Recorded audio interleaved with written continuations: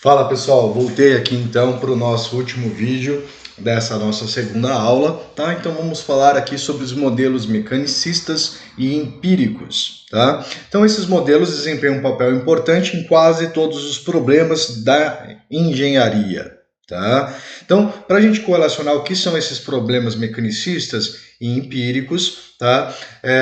A gente vai relacionar aqui um probleminha, tá? Relacionado à corrente elétrica, tá? Para que a gente possa tomar, então, esta análise e compreender um pouquinho o funcionamento dela. Tá? Então, suponhamos que estamos medindo a corrente elétrica em um fio de cobre. Tá? Todo mundo lembra-se dessa parte elétrica. Né? O modelo para esse fenômeno pode ser obtido pela lei de Ohm. Né? O que é a lei de Ohm? Ela fala que a DDP, né, a voltagem, ela é igual a corrente vezes a resistência. Né? Ou seja, elas são diretamente proporcionais à corrente e à resistência. Tá? Trabalhando com a lei de Ohm, a gente pode então definir que a corrente ela nada mais é que a voltagem dividido pela resistência, ou seja, a nossa DDP, ou seja, I igual a V sobre R. Tá? Esse modelo ele é chamado de mecanicista. Né? O que quer dizer isso? Eu estou tomando um fenômeno físico, estou tomando uma expressão de um fenômeno físico que foi definida matematicamente para fazer o cálculo dessa corrente. Tá? E ele é constituído a partir aí do conhecimento físico que correlacionam estas variáveis do sistema. Né? No caso, ele está correlacionando a variável voltagem, né, e a variável resistência elétrica. Tá? Agora, esse problema, né, esse modelo mecanicista, ele não leva-se em consideração todas as possíveis variáveis deste processo. Tá? Vamos fazer um breve comentário com vocês. Né, que ele levou em consideração duas. Agora, será que a temperatura não influencia na corrente elétrica? Tá?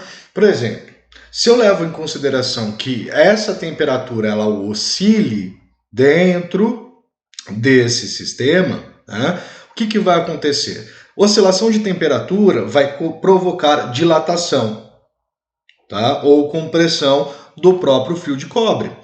A compressão, tá, ou dilatação desse fio de cobre vai ocasionar, tá, também nesse circuito que ele aumente a sua resistência ou diminua a sua resistência. Tá? E isso vai nos influenciar que a corrente, tá, ela vai ser influenciada pela temperatura, já que a temperatura pode alterar o valor da resistência. Tá? Então essa fórmula ou esse método aqui, ele não é 100% correto, ele vai apresentar um certo erro, tá? Então o modelo mecanicista ele vai trazer um valor estimado interessante, que são as fórmulas, ou também chamando método analítico, tá? Modelo analítico, e ele vai te dar uma suposição de quanto seria esse valor, mas não exatamente qual é esse valor. Tá? Em contrapartida, nós temos os modelos empíricos. Os empíricos é o que envolve experimento. Né? Então, se eu considerar um movimento empírico, né? Então eu fizer o processo de medição mais de uma vez, utilizando um instrumento para medição da corrente elétrica, a corrente oscilar pode se diferir. Né? Então você vai ter correntes diferentes ao longo do tempo. Então isso pode ser consequências, como eu disse, da mudança de temperatura, flutuações no desempenho do próprio medidor que você está utilizando, tá? Flutuações no fornecimento de energia aqui do seu gerador, tá? Isso também pode acontecer. E então um modelo mais realista para a corrente elétrica dentro desse circuito seria estabelecida por I igual a nossa DDP, não é? A nossa voltagem, dividido pela resistência elétrica do circuito, mais uma certa incerteza. Tá? Essa incerteza pode ser tanto para mais quanto para menos. Tá? Então você vai ocorrer aqui uma variabilidade da corrente elétrica. Tá? Então, e uma incerteza também chamada de possível erro. Definição de erro. Né? O que é o erro? O erro é a diferença entre o valor exato e um valor aproximado.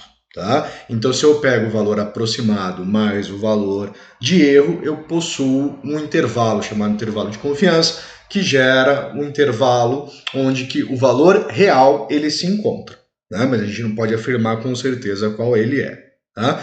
Esse erro, tá? Ele basicamente vai incluir todas as fontes de variabilidade que não fazem parte do modelo matemático ou do modelo físico, né? Aqui foram consideradas apenas duas variáveis, então esse erro ele vai levar em consideração todas as outras que eu não considerei, tá? E, então ele é a incerteza, como não é possível controlar todos os fatores que influem na observação de um fenômeno estatístico, há sempre um grau de incerteza sobre a veracidade dos resultados coletados. Tá? Esse tipo de modelo, então, ele é chamado de modelo empírico, tá? Que vai precisar dessas observações e levar em consideração os possíveis erros. Tá? Vamos ver mais um exemplo desses modelos mecanicistas, né, e empíricos. Tá? No caso aqui, a questão da conta de luz. Tá? Então, no caso da conta de luz, nós não temos necessariamente um modelo já pré-definido ou simples, né, ou mesmo bem entendido de como que funciona o cálculo ali da nossa conta de luz. Né? Então, suponhamos que estemos interessados na composição da conta de energia de uma residência, ou seja, a CL, né, a conta de luz. Tá?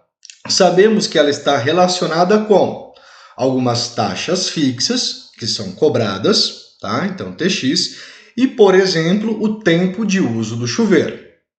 Tá? Existem outras, né? Tempo de uso da televisão, do notebook, de luz da iluminação, tá? Mas aqui está levando taxas fixas, chamando aqui de TX, e o tempo de uso do chuveiro, TC, tá? Então, a relação entre estas, né, duas variáveis e a conta de luz, pode ser dada da seguinte forma. Então, CL, conta de luz, é igual a uma função matemática que a gente não conhece, tá? Ela é desconhecida, mas que ela apresenta de variáveis a taxa fixa, tá? E o tempo de uso do chuveiro. Ela depende dessas duas variáveis. Só que nós não conhecemos qual é essa função, certo? Talvez, né, saindo dessa hipótese, talvez, né, um modelo razoável seria a conta de luz é igual a taxa fixa mais beta vezes TC. O que seria esse beta? Né? Beta é um parâmetro desconhecido, que é um parâmetro de proporção, que está multiplicando aqui o tempo do chuveiro, né? No caso aqui o tempo de uso do chuveiro. Então a taxa fixa mais uma variável ali, um parâmetro, né, uma constante que multiplica esse tempo de uso do chuveiro, que normalmente seria aí a potência com que esse chuveiro ele opera, ou o valor da potência desse chuveiro com a forma com que ele opera. Tá?